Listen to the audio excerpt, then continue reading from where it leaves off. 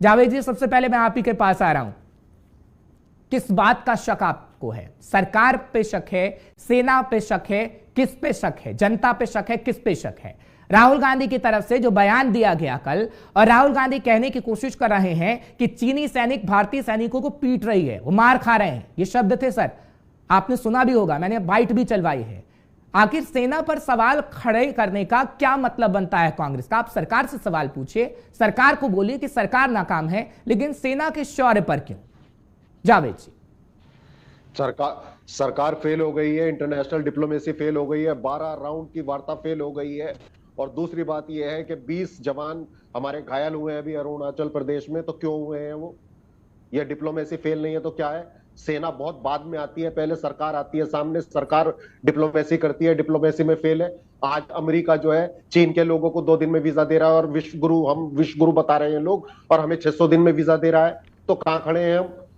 20 जवान हमारे शहीद। मेरे सवाल का जवाब दीजिए ना, सेना के शौर्य पर क्यों सवाल खड़े कर रहे हैं आप? ठीक है, सरकार पर आप सवाल पूछते हैं तो मैंने आपको टोका भी नहीं, क्या वाजिब है कि विपक्ष मजबूत और सरकार से सवाल पूछे जाएं, लेकिन सेना पर सवाल क्यों सर?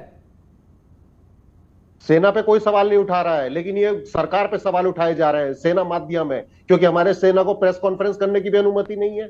आप सेना प्रेस कॉन्फ्रेंस करे, क्या स्थिति है? क्या नहीं कर सकती सेना?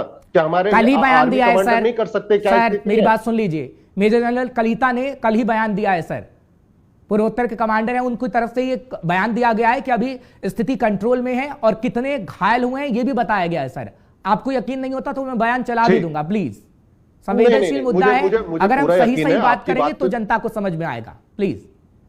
ठीक। और दूसरी बात, तापिर गांव है अरुणाचल प्रदेश में, एमपी है भाजपा के, उनका क्या कहना है? उनका कहना है 60 किलोमीटर अंदर चीन की सेना आई हुई है, सारा कंस्ट्रक्शन हो रहा है। मैं तो नहीं, ये आप पूछिए ना, कांग्रेसी, ये आप पूछिए, इसका जवाब भी मैं लूंगा जावेद जी, लेकिन सेना पर आप सवाल नहीं खड़े कर सकते हैं।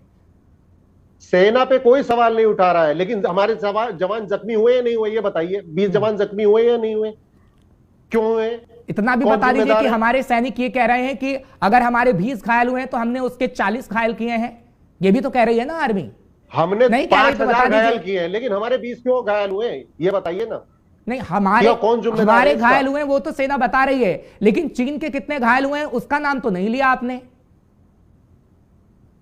अरे 5000 घायल हुए हैं, लेकिन हमारे क्यों घायल हो रहे हैं ये बताइए ना। तो इसका जिम्मेदार कौन है? ठीक है ना, अब आपने बोल दिया कि 5000 घायल हुए, मुझे खुशी हुई कि आप चीन का भी नाम ले रहे हैं कि भैया चीन के सैनिक भी घायल हुए हैं, हमारी सेना का शौर्य पराक्रम बहुत है। मैं आ रहा हूं, आपका सवाल का जवाब मैं लूंगा। इस वक्त मेरे साथ बीजेपी के लीडर गौरव मिश्रा भी हैं। दूसरी बात में एक बात और बोलना चाहूंगा हर्ष जी, कि आपने कहा संसद में चर्चा चीन पे क्यों नहीं होनी चाहिए? बिल्कुल होनी चाहिए।